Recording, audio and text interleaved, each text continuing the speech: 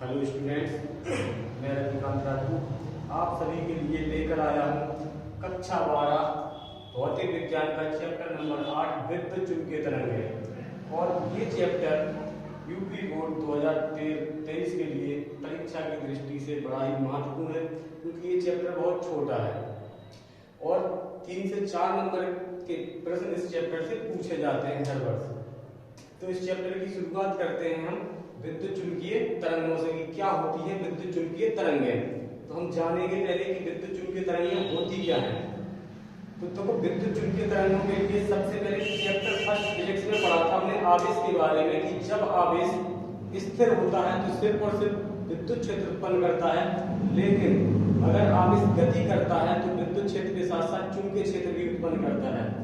आवेश अगर दो प्रकार से गति करे, अगर एक समान वेग से गति करे तो सिर्फ विद्युत क्षेत्र और चुंबकीय क्षेत्र उत्पन्न करता है, लेकिन अगर वो त्वरित गति करे यानी परिवर्ती वेग से गति करे तो विद्युत क्षेत्र चुंबकीय क्षेत्र के अलावा विद्युत चुंबकीय तरंगें भी उत्पन्न करता है। तो वहां से विद्युत चुंबकीय तरंगें आई हैं।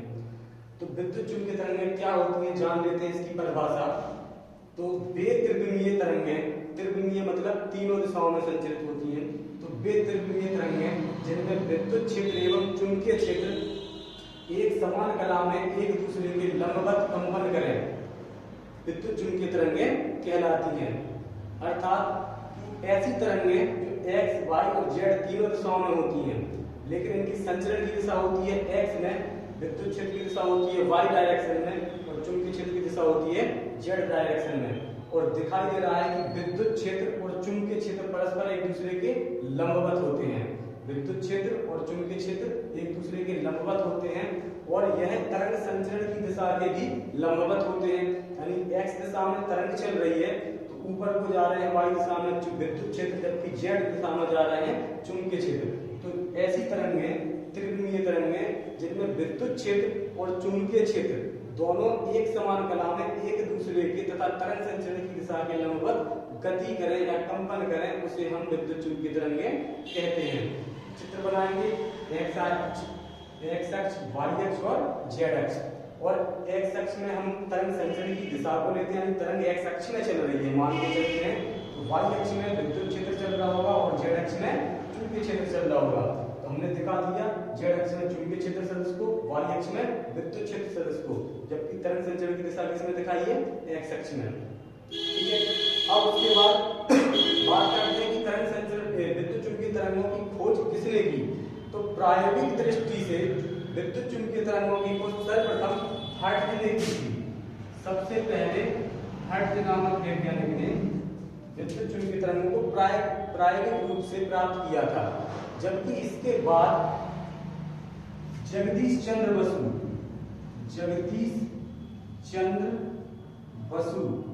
इन्होंने प्रयोगशाला में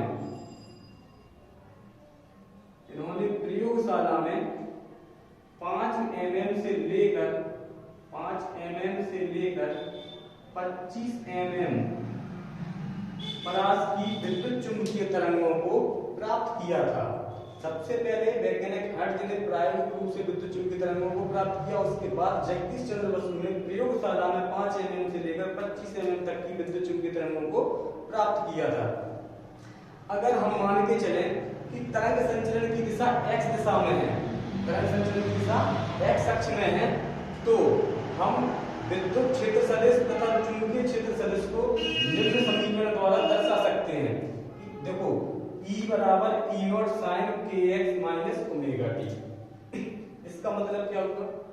इसका मतलब हुआ कि विद्युत क्षेत्र किस दिशा में है y दिशा में, चुंबकीय क्षेत्र किस दिशा में है z दिशा में, इसलिए E के साथ क्या लगा दिया y और z के साथ B के साथ क्या लगा दिया z। यानी y दिशा में विद्युत क्षेत्र है और उसका समीकरण होगा E0 sin kx minus omega t, और यहाँ क्या लेंगे B0 sin kx minus omega t। ये हो गया चुंबकीय क्षेत्र और ये हो गया विद्युत क्षेत्र, जहां पर E0 है विद्युत क्षेत्र का शिखर मान और V0 है चुंबकीय क्षेत्र का शिखर मान। ठीक है, अब यहाँ पर ये दिखाते हैं कि k के साथ क्या है x, k के साथ x है, इसका मतलब है कि तरंग x दिशा में चल रही है। अगर बाई चांस k के साथ y होता तो इसका मतलब होता है कि विद्युत चुंबकीय तरंग y दिशा में संचरित हो रही है। और अगर जेड होता तो इसका मतलब होता है कि विद्युत चुंबकीय तरंग जेड दिशा में संचरित हो रही है। तो यहाँ से ये के साथ जो भी हमारा टर्म होगा, जो भी एक्सेस होगी, उसका मतलब है विद्युत चुंबकीय तरंग उस दिशा में संचरित हो रही है। ठीक है। और जहाँ के बराबर होता है तरंग संचरण नियतांक, के बराबर क्या होता है? तरंग संचरण नियतांक, यानी तरंग संचरित करने वाला कांस्टेंट, और इसी के साथ जिस दिशा में तरंग संचरित होती है उसका मान होता है। देखो तरंग संचरण नियतांक के साथ x है, इसका मतलब है तरंग x दिशा में संचरित हो रही है। ठीक है। और इसका मान होता है 2π/λ, जहाँ लैम्डा क्या होती है? तरंग है, और ओमेगा है हमारी कोणीय आवृत्ति, और t है हमारा समय। ठीक है। तो ये थोड़ी सी जानकारी हुई विद्युत चुंबकीय तरंगों की। और विद्युत चुंबकीय तरंगें बताई दिया कैसे उत्पन्न होती है कि जब कोई आवेश त्वरित गति करता है, त्वरित गति यानी अलग अलग वेगों से परिवर्ती वेगों से गति करता है, तो वहाँ विद्युत क्षेत्र चुंबकीय क्षेत्र के साथ साथ विद्युत चुंबकीय तरंगों का भी निर्माण होता है। ठीक है। अब हम पढ़ेंगे इसके बाद विद्युत चुंबकीय तरंगों के गुण, जो कि एग्जाम में बहुत पूछे जाते हैं। तो हम पहले आप लोग इसका एक स्क्रीनशॉट ले लीजिए, फिर उसके बाद हम इसको इरेज करते हैं और हम विद्युत चुंबकीय तरंगों के गुण बताते हैं आपको।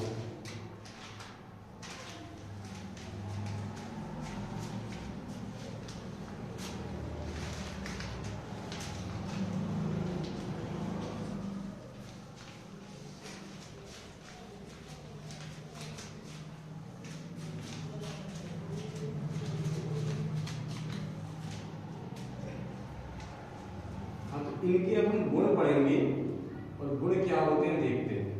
तो सबसे पहला गुण तो ये है कि विद्युत चुंबकीय तरंगें अनुप्रस्थ प्रकृति की होती हैं।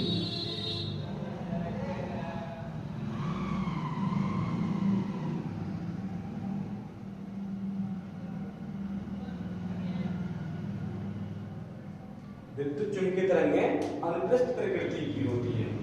दूसरा गुण ये है कि विद्युत चुंबकीय तरंगें निर्वात में भी चल सकती हैं, यानी विद्युत चुंबकीय तरंगों को चलने के लिए किसी भी माध्यम की आवश्यकता नहीं होती है। विद्युत चुंबकीय तरंगों को संचरण के लिए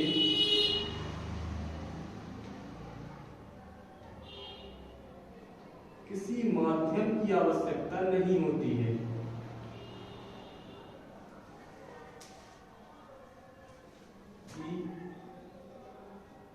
आवश्यकता नहीं होती है। पहला गुण है विद्युत चुंबकीय तरंगें अनुप्रस्थ प्रकृति की होती है। दूसरा गुण है विद्युत चुंबकीय तरंगों को संचरण के लिए किसी भी प्रकार के माध्यम की आवश्यकता नहीं होती है, अर्थात है निर्वात में भी संचरित हो सकती है। तीसरा पॉइंट है कि विद्युत चुंबकीय तरंगों का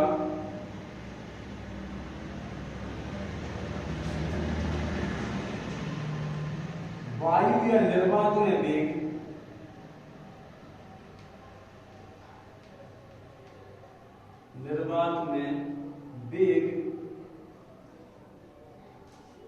प्रकाश के वेग के बराबर होता है।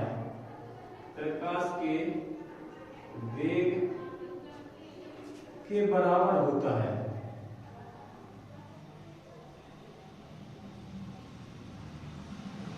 अर्थात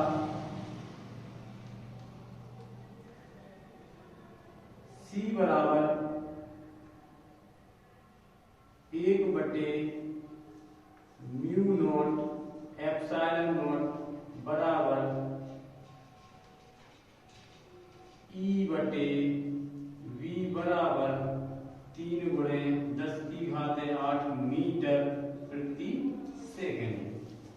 देखो हमने इसके एक पहले चैप्टर में पढ़ा था कि 1/√μ0 × ε0 का गुणा किसके बराबर होता है? प्रकाश की चाल के बराबर होता है, जहां μ0 होती है निर्वात की चुंबकशीलता और ε0 होती है निर्वात की विद्युतशीलता। इनका मान होता है हमारा प्रकाश की चाल के बराबर। यहाँ E/v यानी विद्युत क्षेत्र बटे चुंबकीय क्षेत्र, इनका भी मान होता है, इसको भी हम अभी बताएंगे।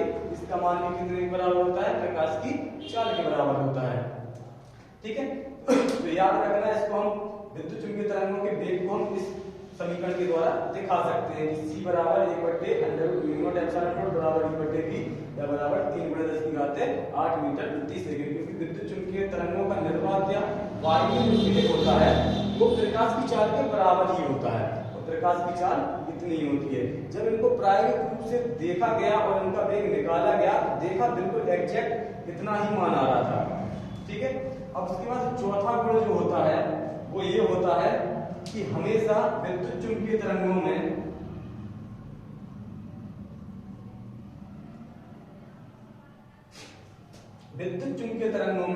विद्युत क्षेत्र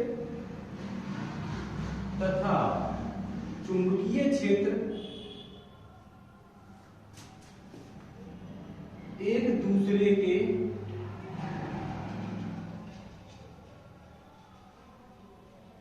व तरंग संचरण के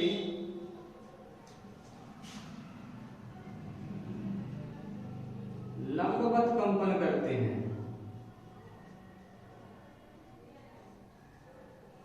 ये दिख रहा होगा विद्युत चुंबकीय तरंग में कि देखो x दिशा में तरंग संचरित हो रही थी। x दिशा में क्या हो रहा था, हमारी x दिशा में तरंग संचरित हो रही थी, और y दिशा में विद्युत क्षेत्र, जबकि z दिशा में चुंबकीय क्षेत्र। तो देखो y, z और x, तो तरंग चल रही थी x दिशा में और विद्युत क्षेत्र जा रहा था y दिशा में और चुंबकीय क्षेत्र जा रहा था z दिशा में। इसका मतलब हुआ कि देखो x y के लंबवत होता है और y z के लंबवत होता है और z x के लंबवत होता है, यानी विद्युत क्षेत्र चुंबकीय क्षेत्र आपस में लंबवत है और तरंग संचरण की दिशा के भी लंबवत है। तो अगला गुण क्या होगा, विद्युत चुंबकीय तरंगों में विद्युत क्षेत्र व चुंबकीय क्षेत्र एक दूसरे के व तरंग संचरण के लंबवत कंपन करते हैं, और तीनों एक समान कला में होते हैं, क्योंकि तीनों कहां से स्टार्ट हो रहे हैं, मूल बिंदु से। तो इनकी कला कैसी हो गई, एक समान। ठीक है, अब उसके बाद हम बात करते हैं अगले गुण की, कि विद्युत चुंबकीय तरंगों में विद्युत क्षेत्र तथा चुंबकीय क्षेत्र का अनुपात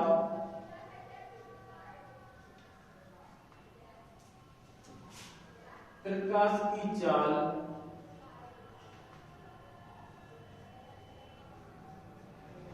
के बराबर होता है, के बराबर होता है। तो विद्युत चुंबकीय तरंगों में विद्युत क्षेत्र और चुंबकीय क्षेत्र का जो अनुपात होता है वो प्रकाश की चाल के बराबर होता है। ठीक है, ये कुछ गुण थे। इसके बाद एक गुण और आता है ऊर्जा घनत्व का, इसको मिटा के फिर दोबारा बनाते हैं। तो पहले अपना स्क्रीनशॉट ले लो और उसके बाद हम इसको मिटाते हैं।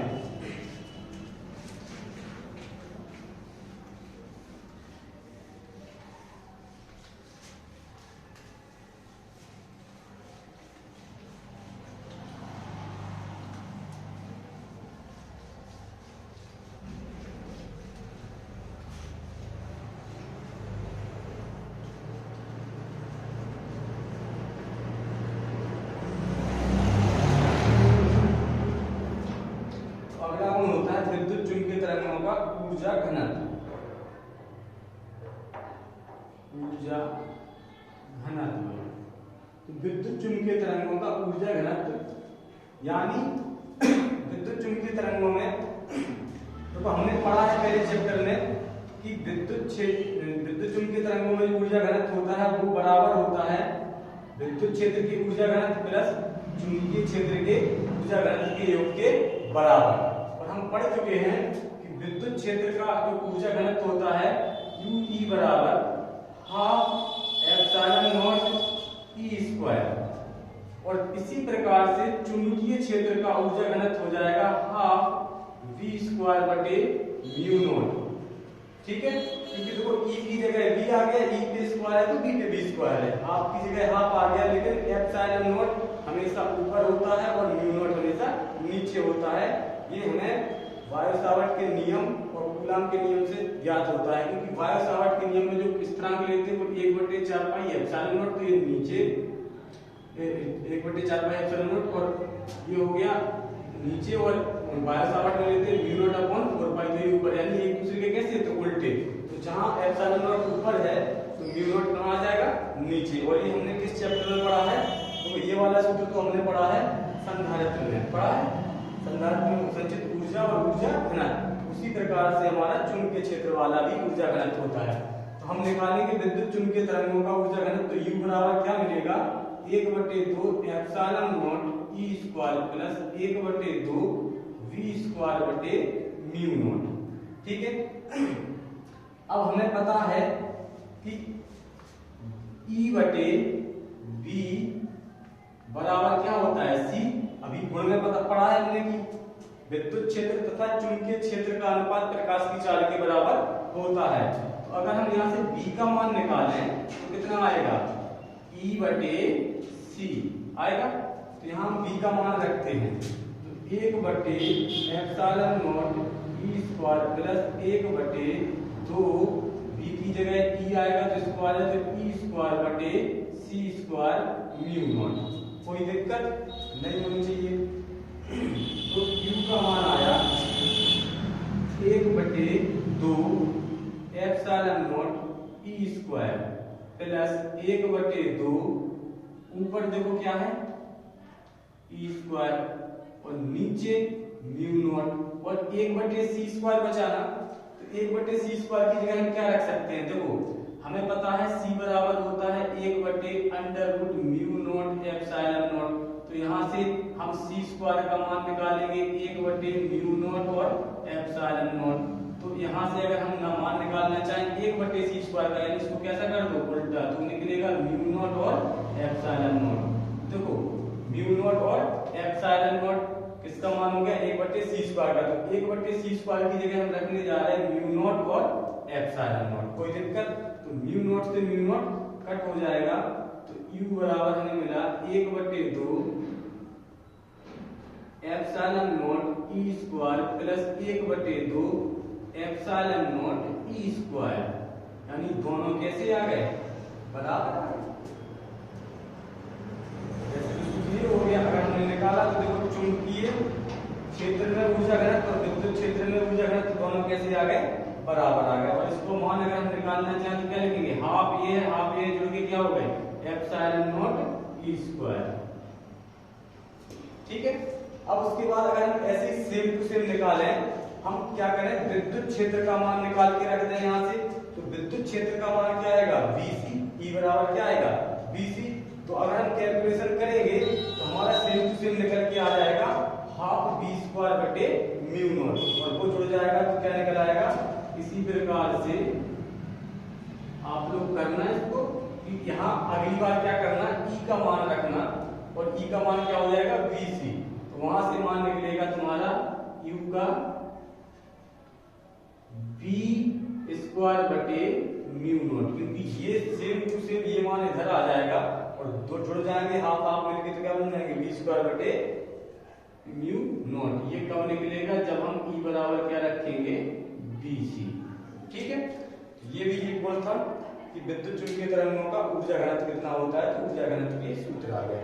ठीक है, तो दोस्तों अब मैं कल आपको अगली वीडियो बनाऊंगा विद्युत चुंबकीय स्पेक्ट्रम के बारे में, जो कि बहुत ही महत्वपूर्ण है और विद्युत चुंबकीय स्पेक्ट्रम भी पूछा जाता है। इनके बारे में विद्युत चुंबकीय स्पेक्ट्रम में कौन कौन सी तरंगें आती हैं, इनके क्या यूज हैं, इनकी क्या परास होती है, इनके बारे में इतना कि जो तुम्हारा यूपी बोर्ड एग्जाम में आता है वो सारा का सारा सिलेबस कवर हो जाएगा। तो बताना जरूर कि कैसा लगा वीडियो, और अच्छा लगा हो तो वीडियो को लाइक करना। Thank you.